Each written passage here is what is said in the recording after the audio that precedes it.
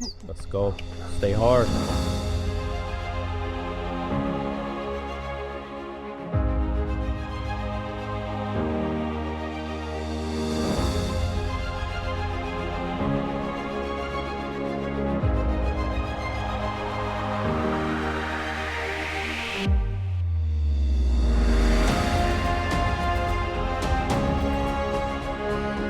This is day 16, walking with my brother, week 3, and we're here in just outside of Wilcox.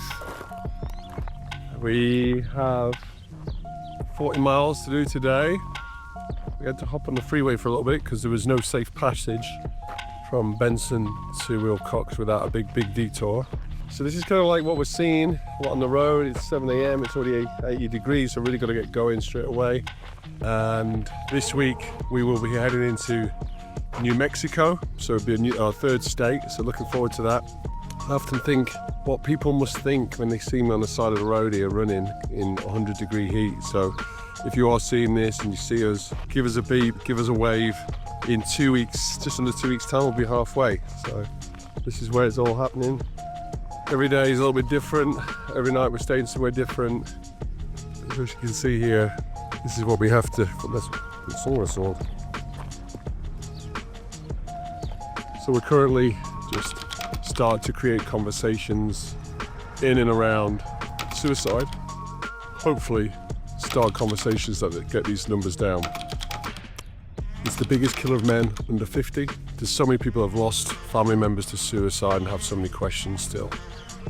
Why? What was he going through? What could I have done?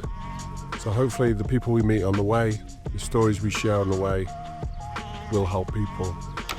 So this is Walking with My Brother.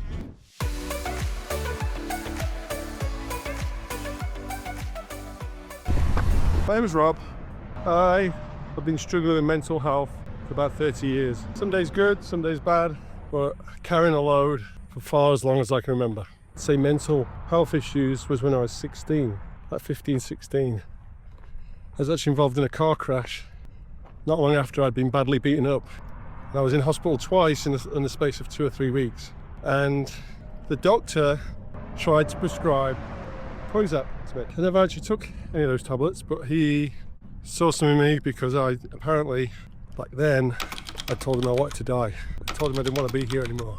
And that was in 1996, 1997. So it gives you kind of some idea. A lot of people watching this may not be even born then. So I've been carrying that load really from around then. Obviously I went through some hormonal changes, a few little family issues. My dad had to work away, so I didn't really get to see him that much. Me and my mum had a strained relationship when I was younger. I wasn't a great kid. I had my own issues. She probably did the best she could. That was really it started. So during that time period I was playing a lot of football, soccer. I was a really good athlete. And my chances of representing England schoolboy level had evaporated overnight because I'd been badly beaten up, and then 2 weeks after that I had a car accident, which I wasn't driving. I had to be cut out of the car, and it just wasn't a great period in my life really. Unfortunately, one that kind of stood with me for years. This is where the concept of the grass is greener came in. I decided that I needed a new surroundings. I needed to leave where I was living at that time and get out. After being at college for about a year, I decided to quit college and go out and work in France for a summer, where I lied on my application. I said I was 18, I was only 17. I got the job. And then I found alcohol. Every night drinking alcohol. This has gone from maybe once or twice a week on a weekend now to this point every night. And boy did I love it, because whenever I was feeling a little bit down, I'd have 3 or 4 glasses of wine. And we actually used to buy these big, we used to call them a football of wine. And that went on for years, unfortunately. I dotted around and I worked abroad, and from there I went to work in Spain, and then I found club life, and within the club life, drink and alcohol and drugs found me. Every time I got up in the morning, if I was sober, I didn't like myself sober, so I just drank. I had more fun when I drank, and that was really it. And that went on, unfortunately, for about 20 years. And I've worked from Spain back to England, in Asia, in China, and Hong Kong, and you name it. I lived in Thailand for months on end. So, finally moved to the US in 2015 and met my now wife, Anna. And within a couple of years, maybe a year or so, I've been with Anna. She noticed something wasn't quite right with me mentally. She'd see the ups and the downs, the drinking, and she actually confronted me. Said, "Have you ever spoken to anybody?" I said, "What do you mean?" So then we started a process of seeing a primary doctor who referred you to a therapist, who then referred you to a psychiatrist. So the first psychiatrist I met, he noticed I was agitated in my first meeting, so he thought I had ADHD. So he prescribed me Adderall. So we went on that for 6 months on the Adderall journey, thoroughly increasing my dosages from 20 to 60 milligrams. I became less and less, I would say, normal, more and more erratic, very high and low. Killed off any sex drive, killed off any real thoughts or feelings in my body. And it was almost like I was on speed. So what did I do? I drank more. Because I felt like that wasn't working, so I just drank more. There'd be days on end where I'd stay awake, days on end where Anna would see me punching the wall, panic attacks, and just depression. So that was probably 2017, 2018, 2019. And then COVID hit. Now, COVID for me was a party machine. It was an excuse and a reason to stay home, not get out of bed, and it was just a mental health kind of dream become a nightmare because not going out the house, not having access to friends and family, and just drinking, starting, which was normal then, like at 9, 10 a.m. in the morning. We fell pregnant with my son, and I knew then I would have to change, but I give myself a couple of months to let loose. But those let looses were off the charts, really. My come downs were getting worse and worse. By this point, in 2020, I'd been diagnosed of having bipolar. I changed psychiatrist. I changed therapists numerous times. I just wasn't in a good place at all. But every time I come down to earth, I'd make sure that I took off again. So, very frustrating. I had to go through probably about 4, 5, 6 different kinds of medication, starting the low dosage, see how it goes. It was very frustrating. It was just medication after medication after medication, and just not something that I would really recommend to anybody. It stabilizes you, but for sure it's not a cure. These pharmaceutical companies, these people, they want you on these drugs for life. But in 2024, decided that I wasn't going to be me. I didn't want to live my life like this. So I decided in April 2024 to stop all medication. And for 2 weeks, I was in a paradise. My bipolar had bounced back into I was on cloud 466. So 24, searched around my garage, and for about 30 minutes actively wanting to take my own life, searching for somewhere I could hang myself, somewhere where I just wanted to stop all the noise in my head. If you are struggling right now, or if you know somebody who is, please talk to somebody. Please reach out to someone. Talk to a friend or call a trusted helpline. In the US, you can reach the National Crisis and Helpline by texting and dialing 988. If you're outside the US, you can find help on findahelpline.com, and I will put all of that information in the description below. So please reach out to someone if you're struggling or if you know someone who is. My wife was reading to my son. I remember it really clear. We'd been at somebody's kid's party, birthday party. I just remember being in the car, heading home, knowing that today was the day I wanted to shut out all the noise.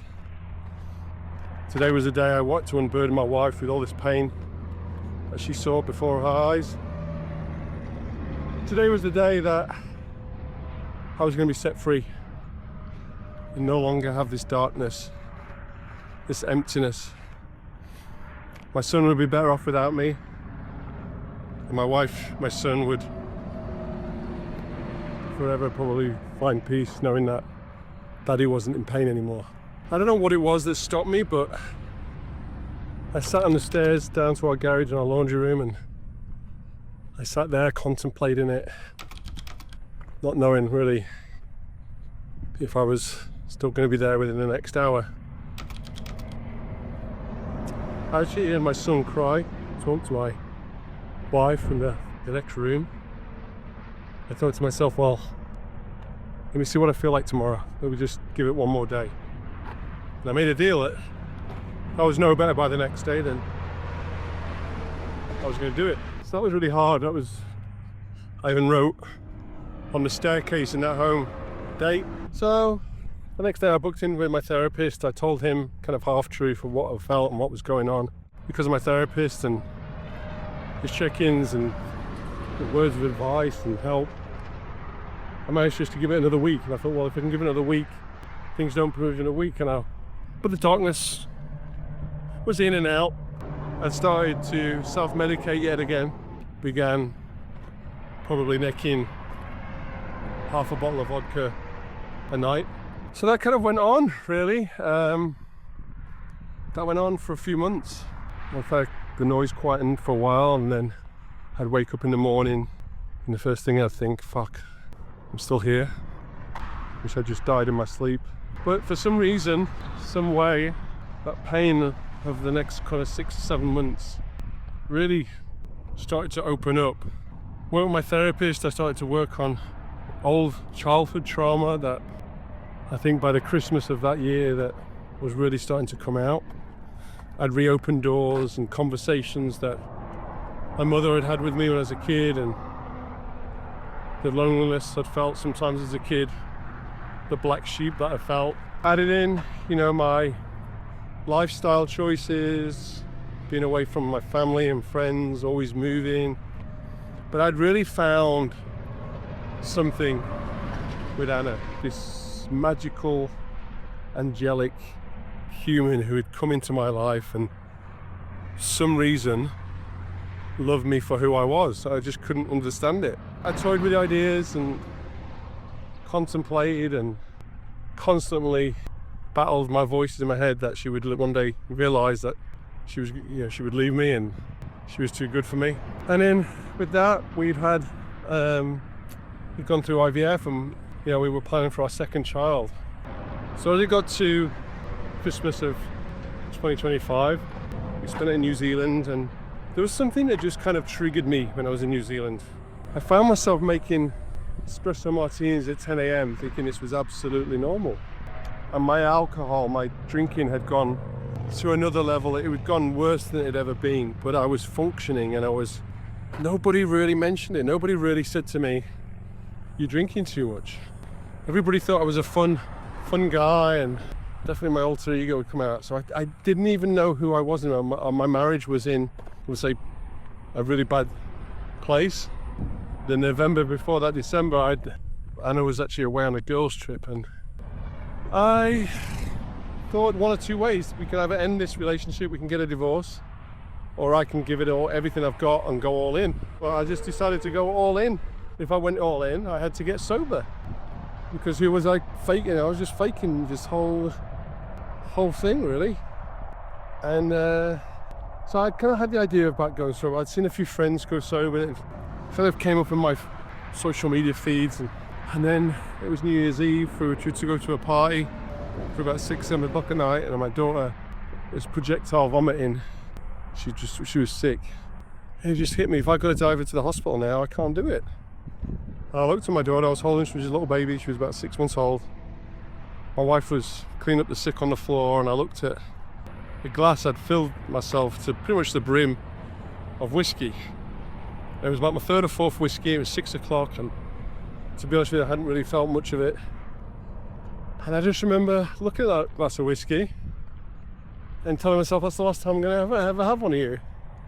So I threw that and the contents of the remaining bit of the bottle down the sink. And what's funny was My birthday had just passed, and every single person I knew had bought me a bottle of whiskey for my birthday. And just everybody knew I love whiskey and vodka. So I poured it away, and I knew that was the last time I was ever going to have a drink. And my road to sobriety started. That was January the 1st, 2025. So I decided, could I do 30 days sober? Yes, I could. I'd done it before. I'd done it when I've been training for Ironman competitions, and I knew I could do 30 days. Could I do 60 days? Oh, 60 days, that would break my record. So I got to the end of February and I hit 60 days. Could I do a 90 days or 100 days? So if I did 100 days. So those 3 months for me were pretty defining, because staying sober and not giving in to the urge was so hard. But I did it. But by the time the April come around, the anniversary of what happened the year before, a lot of those dark thoughts started to come back to me. And where I would normally go for the bottle, this time I had no escape. I had to hit it head on. 2025, I'd come back from New Zealand, and my niece, my 11-year-old niece at the time, and sister-in-law, brother, and I think parents were pretty worried about me. Although they hadn't really kind of expressed it or said it, they'd probably just seen me looking down, and I was down. I was trying my hardest not to drink. I was battling demons. I was with my son, and son as an excuse not to be in a room with people, and it was my dad's surprise party, and I was just constantly having anxiety and feeling sick. And so I got home, and that voice on my shoulder was louder than ever. I was so tempted. I wasn't in any AA meetings. I wasn't really doing anything but just my own mind, willpower. I had friends who were checking in on me, but I don't know what it was that cracked. I started to go very low again, and I started to have the same thoughts that I'd had a year prior. I just didn't want to be here anymore again. And I'm like, I've got a daughter, I've got a son. Every day I was wishing that I wasn't here. And I just thought it was not fair on them, and my wife, and she saw how much pain I was carrying. It was just, without alcohol and without kind of substance abuse, and when you're just really bare and you're trying to get sober, it's like you might as well open up your flesh. And that's why I have so much respect for anybody who is sober and anybody who's wanting to get sober. Like, I just feel like you're the strongest people there is on the planet. Nobody understands that addiction. It was just so hard. Every time I looked at my son and my daughter, I felt so much guilt. Every time I was with my wife, I knew that she deserved better, and I was willing to do whatever it took. And I'd pray. I found definitely being allowed, looked at finding God over the last the months before, 3 or 4 months before, and started to read the Bible again, and started to pray every night. And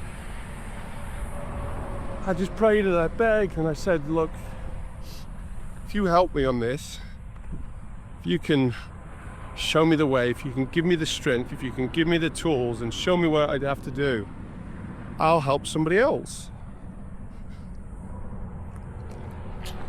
I will repay this. And that was the promise I made.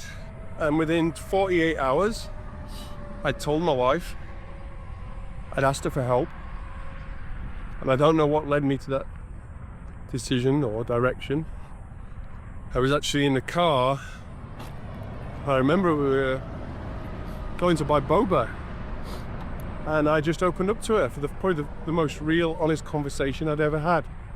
I couldn't look at her. I looked out the window.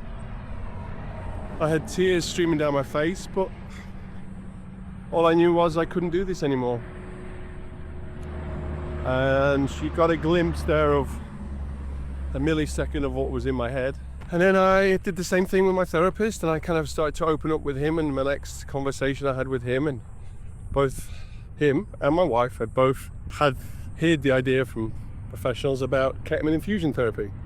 And that will conclude today's video because this train's coming, but I will continue this in my next video. If you've lost somebody to suicide, if you're struggling mentally, if you're suffering from depression or anxiety or suicidal thoughts, or just generally don't feel good in the head, then here's my advice. Ask for help. Ask somebody to just share this with somebody. Just ask somebody who can maybe direct you in the right way. Maybe it's just somebody listening to you. Is it your wife, your brother, your sister, your son, your daughter, your father, your mother, your uncle, your auntie, your cousin, your co-worker, your therapist? If you don't have a therapist, find one. I know there's a lot of bad ones out there, but there's a lot of damn good ones as well. If you can't afford a therapist, there's free text lines, there's helplines. And I've got a lot of resources now on my website. We'll go to our website, Wwmb and go to the resources tab. You'll see a lot of resources there for help. But my message to you is just ask for somebody for help. Ask somebody to lighten your load for an hour. And this is what I'm doing. Hey, I'm always going to be available if there's anybody needed. I'm not a professional, but I think I'm a pretty good listener. So if you are in need, reach out. I'll always do my best to help you. I'm currently about 200 miles from El Paso, so we're day 16 of Walk Me Brother, and I will update you all with part 2 next week. But this part 1, I just wanted to give you guys a little bit of an insight of my story and why I'm doing what I'm doing. So if you can, please share this video, like it, subscribe to our channel. On our channel, Walk Me Brother, you'll see a lot of interviews I've done before this walk with mental health professionals, experts, and just amazing people that I've met over the past year. Thanks for all your support. There's 2 ways you can help support this mission. One of them is to donate, and you can donate on our website directly, Wwmb, and you can also donate on our GoFundMe link. All proceeds are going towards funding this mission and making sure this mission is safe and we're able to get conversations going across America. Second way you can support this mission is just by sharing the story. If you can't afford a $5, $10 donation, then please just share this with your own network.